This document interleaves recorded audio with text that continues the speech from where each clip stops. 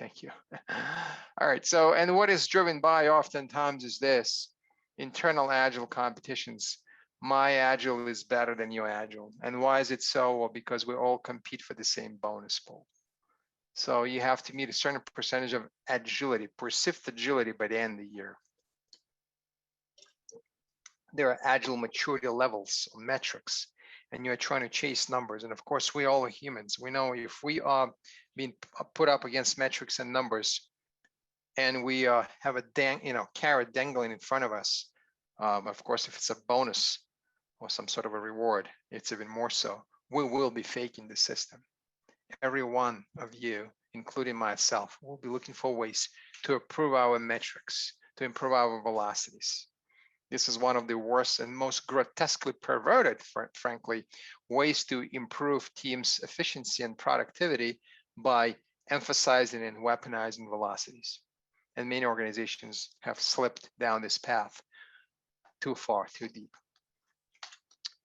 And of course, if you are applying this organization-wide at scale, as we said, the problem is going to just amplify. None of what I said may resonate with you, and I'm okay with that. And hopefully you will not perceive this as too much negativity, just too much honest reflection that many have seen and see today, but not too many maybe speak up openly about. But if nothing else, what should resonate with you is economics of this. So if each one of you puts themselves into the shoes of a chief CIO or chief executive officer of a company and thinks of a company agile transformation and scaling as their own business, think of it as a businessman, as a capitalist, you would not ignore economic impact. So I think it's one of the points in the synapses. If you live in a big city like me, you may deal with what's called triple taxation. City, state, and federal tax. I have to pay it. Some of you may have to pay it too. So this is my very candid, very open-minded invitation. Avoid, avoid, avoid. Avoid large consultancies. Handle your matters yourselves. And if you make mistakes, you will pay for your own mistakes, but you will learn from them. Avoid big bang scaling frameworks. We're going to install this thing for the entire company to 20, 30,000 people at once. This is not the way you want to do it. This is it's called broad and shallow, pepper and superficial changes, just to check the box. We're going to discuss how we can do it otherwise. And last but not least, avoid, being married to these agile frameworks that come very coupled with tools.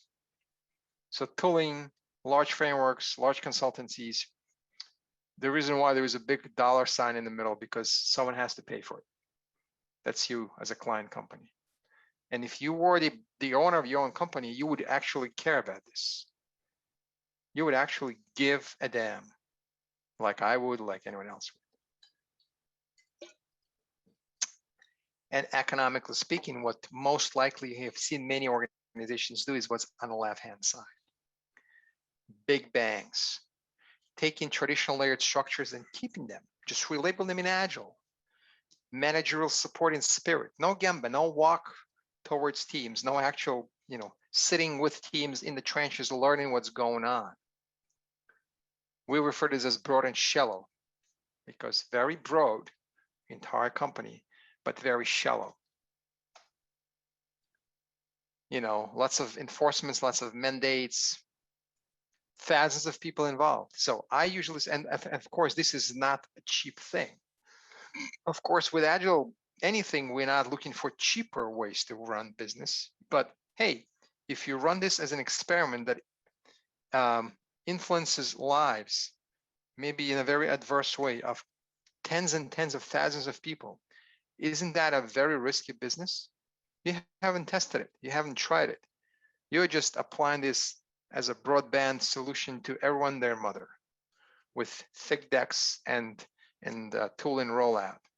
How about deep and narrow? How about an experimental approach? How about approaching this in a very methodical, customer-centric way by working deep and narrow, let's say on a product, by defining a product, maybe by running this as a parallel organization experiment that impacts enough people to learn, but not an entire population. Sure, it will not be, it's not cheap, it's not going to be free, but risks of, financial risks, credibility risks, and reputation risks, and just any risk you take would be probably circumvented and ring-fenced with this approach, with the one that's on the right-hand side. On the left-hand side, you essentially are, stating to the rest of the world, including your, your bosses, your organization, we got it covered. We know how to do it. We've done this before. No, you haven't. Majority of people, in my experience, and I work with large consulting, large organizations. It is unfortunate that those people that are at the echelon of power that drive this haven't done this before. In these enterprise coaches and more, I guess first, second, third layer of management that are given the permission to drive this, they haven't done it. So they do the old thing with the new relabeling, approach, and essentially they end up in the same exact place they started with. So think of this as an economical question, and if you approach your executive echelon, your executive leadership that supposedly supports your effort, and you ask them, can you please run deep and narrow experiment that is very product centric? We're going to build that product teams. We will do many things that are required. Like for instance, in Scrum, it's a product centric, feature centric work. We want more teams like these, but we don't want to expand this to the entire organization. We want to run this as an experiment. If they say, oh, no, we can't do that, it entails changing HR norms and policies. It entails changing, budget and finance. I would consider this as a risky, as a very suspicious response. Why would they be okay running this multi-million-dollar experiment that is very risky and not do this?